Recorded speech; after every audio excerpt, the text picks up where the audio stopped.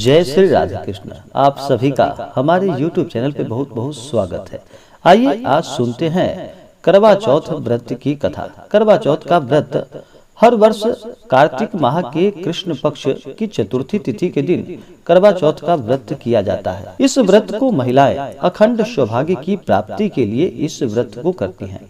इस व्रत में दिन भर निर्जला रह करके इस व्रत को किया जाता है और शाम को चंद्रोदय होने पर चंद्रमा को अर्घ देते हुए उसके बाद फिर पति का पूजन करके पति की आरती उतार करके फिर पति के हाथों ही जल ग्रहण किया जाता है।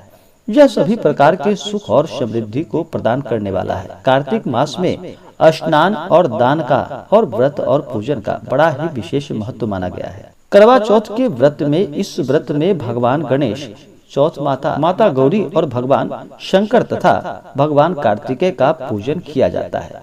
यह व्रत सभी प्रकार के सुख और समृद्धि को प्रदान करने वाला तथा अखंड सौभाग्य को प्रदान करने वाला है। जो भी सच्ची श्रद्धा के साथ नियम और निष्ठा के साथ महिलाएं इस व्रत को करती हैं, उन्हें सभी प्रकार के सुख और समृद्धि की प्राप्ति होती है। तो आइए सुनते हैं करवा चौथ व्रत की कथा। अगर करवा चौथ व्रत कथा सुनने के बाद अगर आप ब्राह्मण दक्षिणा अपने श्रद्धा और सामर्थ्य के अनुसार देना चाहते हो तो आप हमें डिस्क्रिप्शन में जा करके वहां से गूगल पे, फोन पे या अकाउंट नंबर के माध्यम से अपने श्रद्धा और सामर्थ्य के अनुसार आप हमें ब्राह्मण दक्षिणा प्रदान कर सकते हैं। तो आइए सुनते हैं करवा चौथ व्रत की कथा। तो बोलिए प्रेम से चौथ माता की जय। बहुत समय पहले की बात है कि एक गांव में एक साहूकार के 7 बेटे और उनकी एक बहन करवा थी।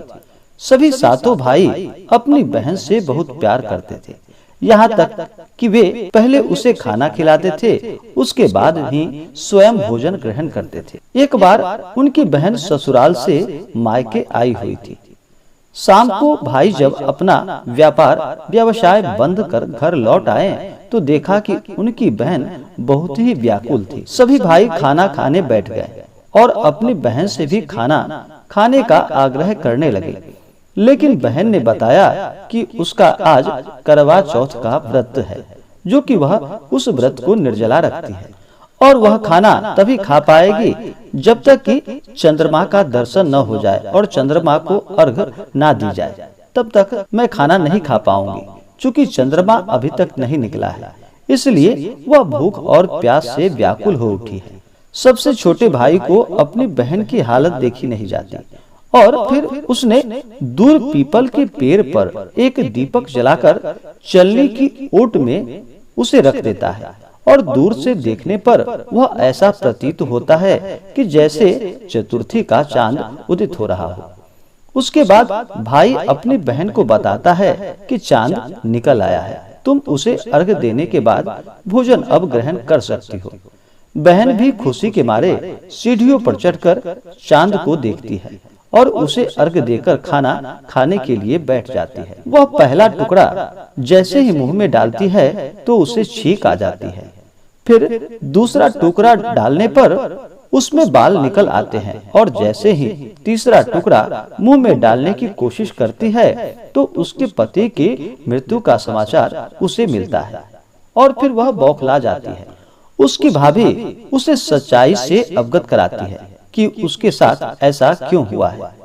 करवा चौथ का व्रत गलत तरीके से टूटने के कारण देवता उससे नाराज हो गए। सच्चाई जानने के बाद करवा ने निश्चय किया कि वह अपने पति का अंतिम संस्कार नहीं होने देगी और अपने सतीत्व से उन्हें पुनर्जीवन दिलाकर रहेगी। वह पूरे 1 वर्ष तक अपने पति के शव के पास बैठी रहती है और उसकी देखभाल करती है और उसके ऊपर उगने वाली सुई नुमा घास को वह एकत्रित करती हुई जाती है।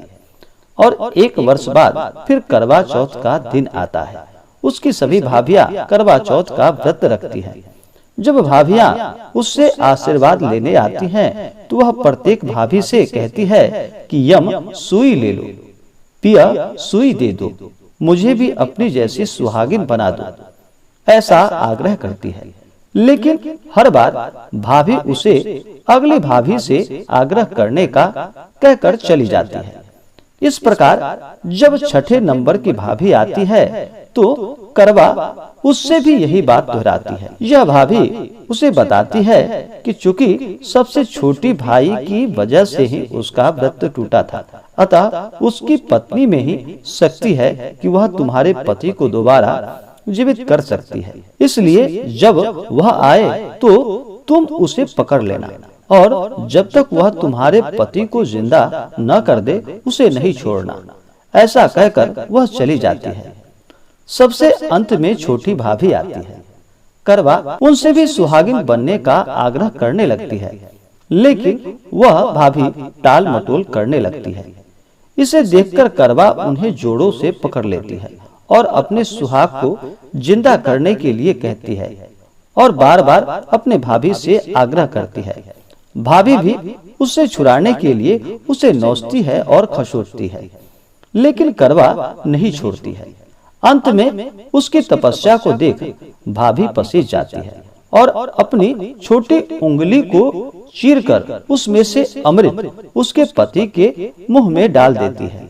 करवा का पति तुरंत जीवित हो जाता है और श्री गणेश कहता हुआ उठ बैठता है। इस प्रकार प्रभु की कृपा से उसकी छोटी भाभी के माध्यम से करवा को अपना सुहाग वापस मिल जाता है।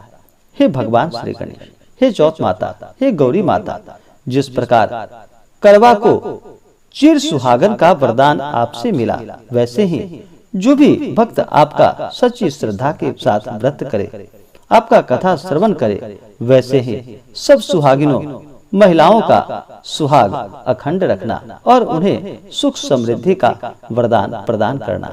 तो बोलिए प्रेम से भगवान गणेश की जय, चौथ माता की जय, माता गौरी की जय, भगवान भोलेनाथ की जय, भगवान कार्तिकेय की जय। तो आशा करता हूँ कि यह जानकारी आपको अच्छा लगा हो।